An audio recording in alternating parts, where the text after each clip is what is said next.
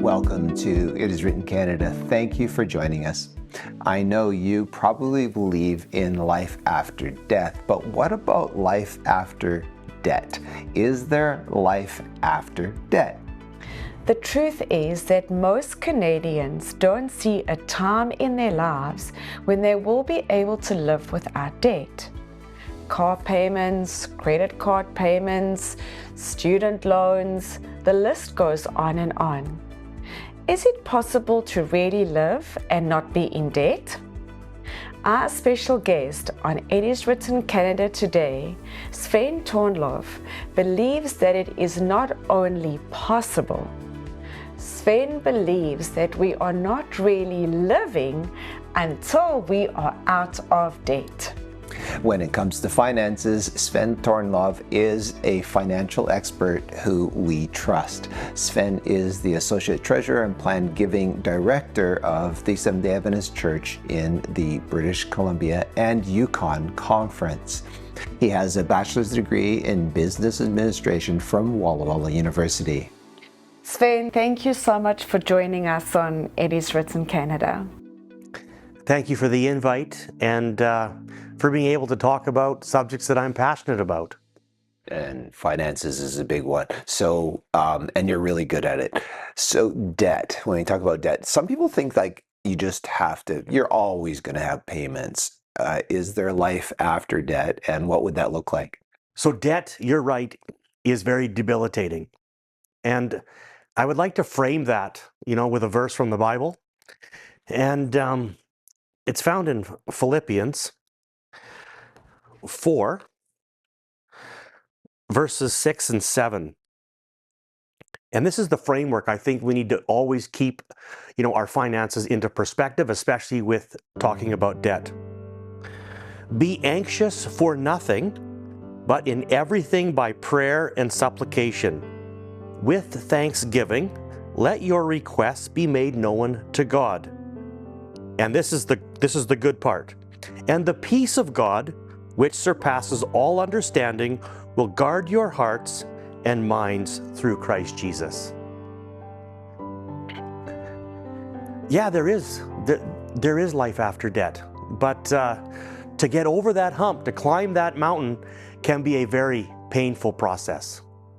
Sven, where does a person start when they want to get out of debt? When a person wants to get out of debt, I think it is a very calculated, systematic process that a person has to follow if they are truly in earnest and sincere in wanting to get out of debt.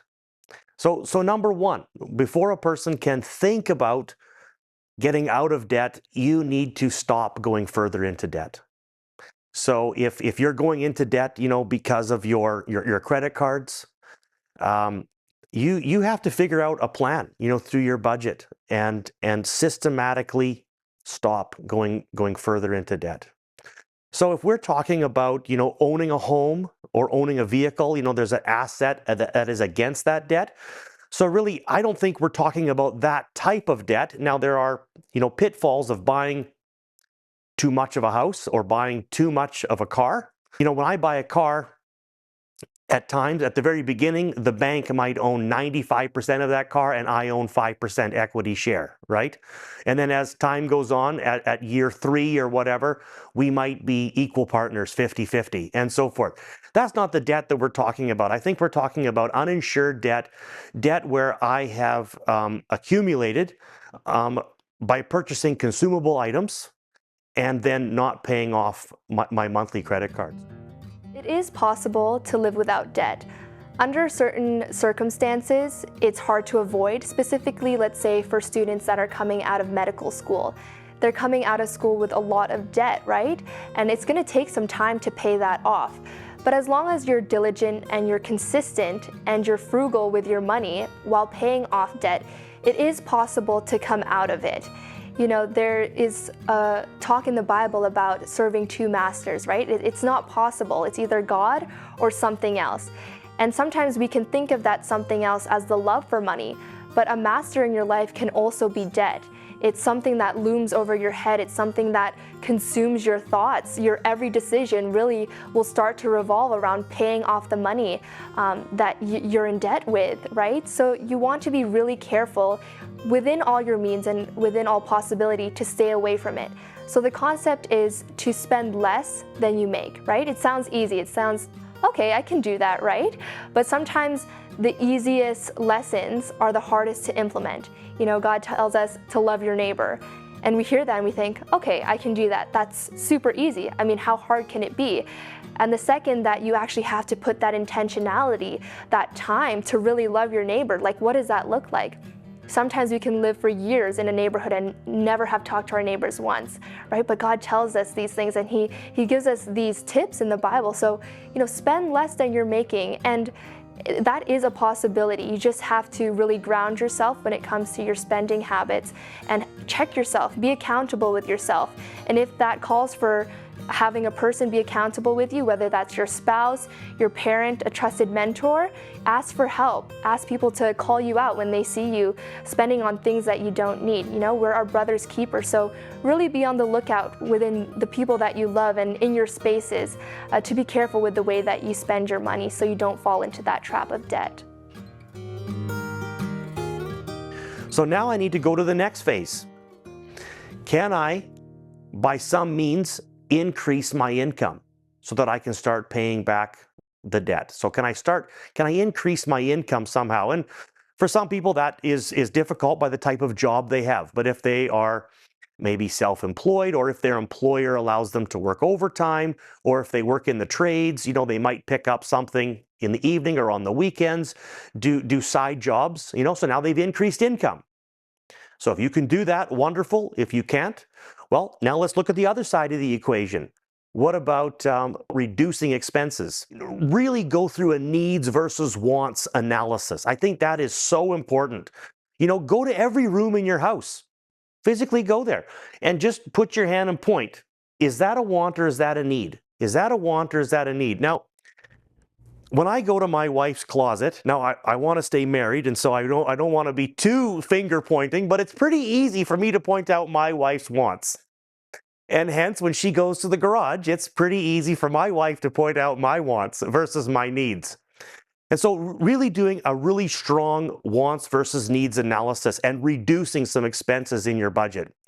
As a quick sidebar, you know, when my daughter was 4 years old, my wife had just given birth to our second child. And so my daughter and I, we had the opportunity to go grocery shopping together. And I wanted to teach her needs versus wants. And so it was always a special time for her and I to go. And so this one time we were at Superstore, and I had pumped her up all the way to Superstore that we were going to get absolutely everything that she needed. She was so excited because she knows, even at 4 years old, that there's an aisle at Superstore, which is called the junk food aisle. Now, we don't indulge on that aisle very much, but I think that's where her mind was going, everything we needed. And so I said, well, let's go there first. I'll follow you. And so right away, we went to that aisle, and her eyes were huge. And she said, really, Dad? Everything we need? And I said, yeah. So, I mean, she didn't load the cart, but sure, she took a couple bags of chips off. There was a thing of pop, you know, she put that in the buggy, and then we got down to where the candy was and the chocolate bars, and she put a few things in there, and she just couldn't believe that we were getting everything that she needed. We got to the end of the aisle, and I knelt down beside her, and she still remembers this. I mean, this is a scar that she has to bear. I put my arm around her, and I said, sweetie, do we need this? Or do we want this? So I pulled out the piece of paper that Mom had made for our list of groceries that we needed. And she had a few tears. And together, we put the wants back on the shelves. And so for her, at a very young age, to do that needs versus wants analysis, when we go to the grocery store now, it's a challenge, because if I see something that I want, she's very quick to point out, Dad, I don't think that's on Mom's list of needs. So what do? You have to honor it. You have to put it back. And then you have to tell your wife, just put a few wants on that list, come on. So go through that wants and needs versus analysis in your own home and reduce your expenses. That is going to free up money at the end of the month that you can then start paying down more of what you owe. Small changes bring big results. And it's pretty exciting to see the transformation that's possible. Take the receipts, put it in a basket, write down where you spent. Everybody knows the income they're gonna get. That's the easiest part. Most people don't know where they spend their money. So by just doing it 1 week, 1 day at a time, then all of a sudden you're building on something so that now you have a picture. And when they do that, they always come back and say, I had no idea. If you were to look forward over the next 5, 10, 15 years of the things in life that were most important for you that you'd want to achieve, that if you didn't, you'd want to kick yourself in the bum. You'd be just devastated for not being able to achieve these particular events in your life. What would that look like? Make a list. Put a date, and then prioritize them. The second part of the exercise is once you have those priorities, and then now look at your current spending. And then ask the question, are the things that I'm spontaneously purchasing now, am I willing to postpone these events I said were so important based upon what I'm spending today? In other words, we're not telling the person no. What we're really saying is, direct your money to what's most important to you. Now, all of a sudden, when it comes time to deciding how you want to spend your money, you now actually have a guide of why you're making the decisions you're making, versus having absolutely no thought or idea around it. Start first with where you want to be, and then come back with those priorities and look at where you are. And if you're still short, then look at what are some opportunities to potentially make some additional money. Write them down step by step. Now put a time frame of what those steps are. So now you're putting it into small little steps that you now can follow for the first time. But you're always doing it in the context of where you want to be. And that totally changes the framework, and it makes you feel better. We've all heard the analysis of, okay, I have a number of places and where I have debts, where I carry debts. Maybe a line of credit, maybe through a credit card. Which one do I pay off first? Do I pay off the largest debt first? Do I pay off the smallest one first? Do I pay off the one with the largest amount of increase or the smallest amount of the increase? And, there is a theoretical, a mathematical answer to that question, but I think it has to go further than that. It has to be, what type of personality are you? What suits you best? If you are a type of personality where at the end of the day, you don't need to see how much fence you've built, then you need to pay off the debt that has the highest interest rate on it, because mathematically you will pay that off first. But if you're the type of person that takes gratification in seeing that mile of fence that you built that day, then you need these rewards. And so you should be paying off the smallest debt first, regardless of the interest rate, so that you have these successes along the way. Because that is key, because at the end of the day, what do we want? What do we want to accomplish? We want to get out of debt. Exactly, we want to get out of debt. So that's why it's called personal finance. What's personal for you is different than for me. And so your strategy is going to be different than mine, just as long as it works for you and you stick to it and you adhere to that strategy.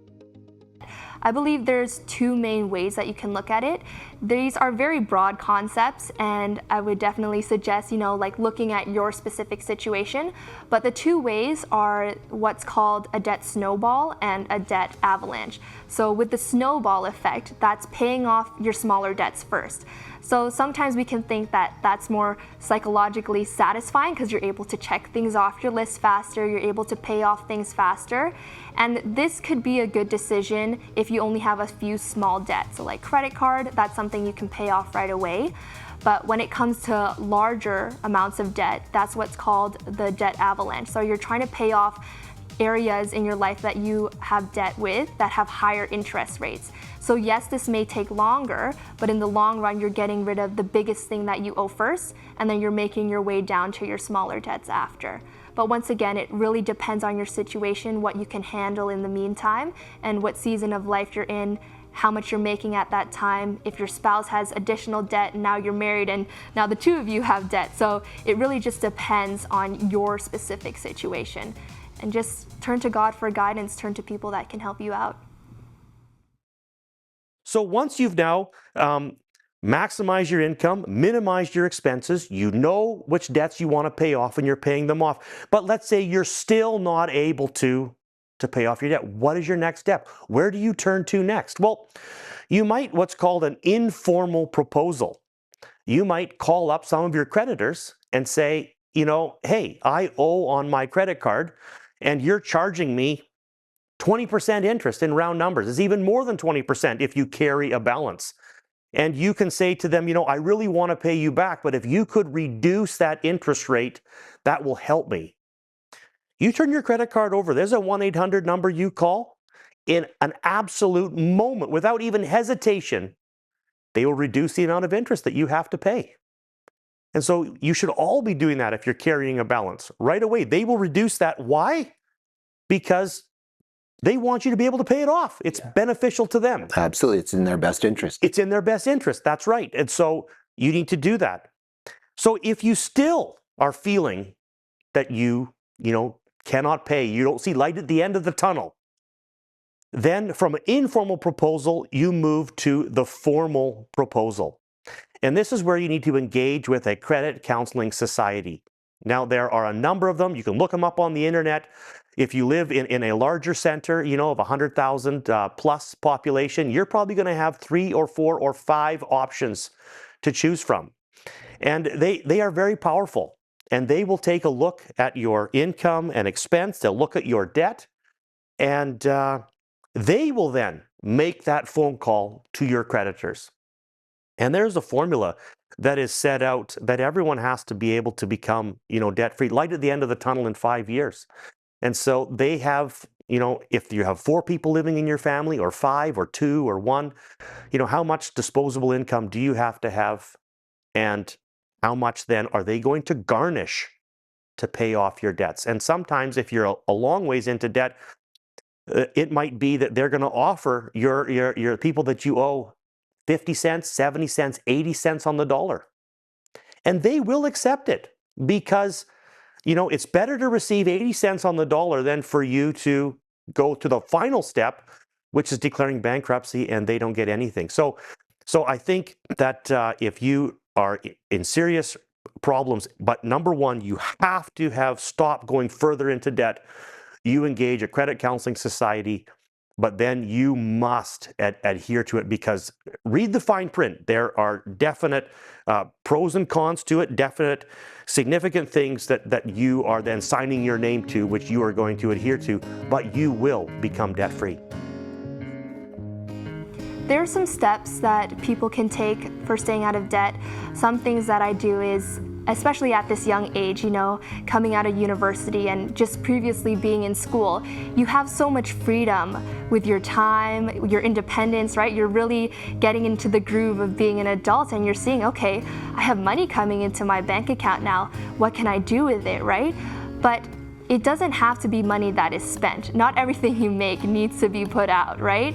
So there's lots of free things that you can do to have a good time with your friends, with your family. You can go out in nature, go for a hike. You can have game nights. You can do some DIY craft nights with your friends, cook together instead of eating out, right? There's always an alternative for spending money.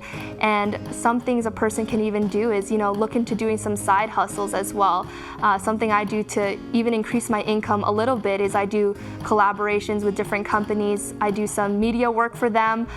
Some of these companies, I've never met them face to face, but they're reliable brands, and that's a couple extra $100 that I can put towards groceries, towards my rent. And it's really about looking at what you love to do and somehow being able to even monetize that, right? Especially in today's day and age with social media, there's so many ways that you can make money, but in an honest way, right? So just look for those ways that you can save your money and don't feel as if everything that comes in needs to be spent out. Sven, what does the Bible say about debt? All the references in the Bible regarding debt they don't paint a pretty picture. But I would like to give you a little saying first, before we dive into what the Bible says. And I don't know who to give credit to this little saying, but I think it kind of gives a nice framework that it says that people spend money they haven't earned to buy things they don't want to impress people they don't like. So that gives us a little framework. So the Bible, context kind of run along the same lines. And it's a form of bondage, to someone else who you owe money to. And if we look again, into the Bible, and if we turn to Proverbs 22, verse 7, it reads, "The rich rule over the poor, and the borrower is a servant to the lender." So when you have to borrow money, it shows a lack of contentment, and it also presumes upon the future. If you go into debt, you are presuming, and they are as well, who've loaned you the money, that you're going to be able to pay that off. And you really become chained to your debts, right? Every decision you make is revolved around it. It's not freeing, right? So you feel as if everything that you do revolves around it. You feel like you have to keep more for yourself and that you don't have enough to give to others. And that can really put you in that imprisonment of just thinking about your money all the time. Whereas your mind should be geared towards heavenly things and towards helping other people. So really take the time to think about where your money is going. Think about the question, okay, do I really need this? Is this something that is adding value to my life? Or is it just giving me happiness for a few moments? Or am I doing this just because I see other people doing it? There are some red flags that people can recognize when they're starting to fall into the debt trap. So some of them could be maxing out your credit card limit every single month, finding that you're not paying off your credit card on time, and realizing as well that you're not putting money towards your savings or towards your retirement. You're starting to see that there isn't that much of a margin between what you're making versus what you're spending and putting out.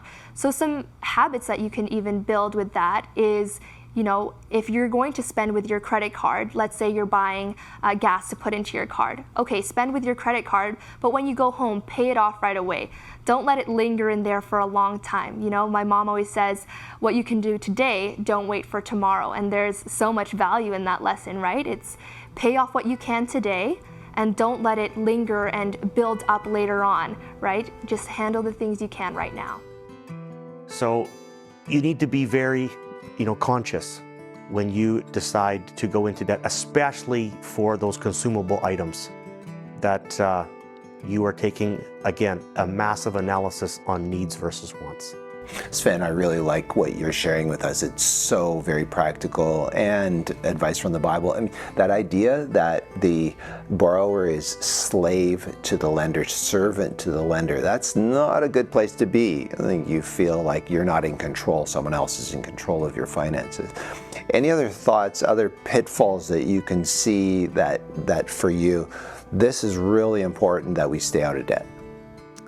There are other pitfalls, when we are in debt. We lose the joy of being able to give. You know, there are so many opportunities and so many people and organizations in need, and we hear an emotional appeal, you know, whether it be to help a student through school or any other type of a, you know, missionary project, and we're in debt. We then can't participate in the joy of giving. And I think there is a huge joy, you know, in giving. And so to have that opportunity, then I think it strengthens our budget and our financial responsibility to be able to have that opportunity. That's very good insight. I really like that. So Sven, thank you very much for sharing all that you have shared with us, and we've come to the end of our time together. I wonder if you could pray for our viewers. There might be someone who is really struggling, many who are struggling out there, but someone who's listening today and saying, hey, I need this to be applied in my life so that I can have that hope, I can have that peace, I can have that patience, that God is with me. Maybe you can pray for them right now. Sure. Dear Father, at this time, as people are listening and they are in debt, Lord, just give them the peace. Come over them and wrap your arms around them, that they know that with your help, Lord, all things are possible. Please bless us, give the desire, and give us the willpower to stick to it, Lord. In your name I pray. Amen. Sven, thank you so much for joining us on It Is Written Canada today. You're welcome. Thank you. So don't allow the pressures of the world, especially, and the pressures of the people around you, even the people that you respect, to impact your decision in terms of what you're spending, right? At the end of the day, it's between you and God as to where you're putting His resources that He has blessed you with. Friends, our free offer is a most powerful little book on how Christians relate to money. It is entitled Jacob's Pillow, written by our friend Sean Boonstra. Jacob's Pillow is a treasure of practical advice and instruction from God's Word and includes a simple budget outline in the back. Before you go, we would like to thank all of you who have supported the ministry of It Is Written Canada with your prayers and financial contributions. Without your support, this television ministry could not have reached so many people for so many decades. Yes, thank you. And we would also like to invite you to follow us on Instagram and Facebook, and subscribe to our YouTube channel, and also listen to our podcasts. And if you go to our website, you can see our latest programs. Friends, if you want the kind of wisdom that God longs to give you, even in the financial areas of your life, we recommend that you open the Bible, where it is recorded that Jesus found His assurance to defeat the devil through the word of His Father when He declared, "It is written, man shall not live by bread alone, but by every word that proceeds out of the mouth of God."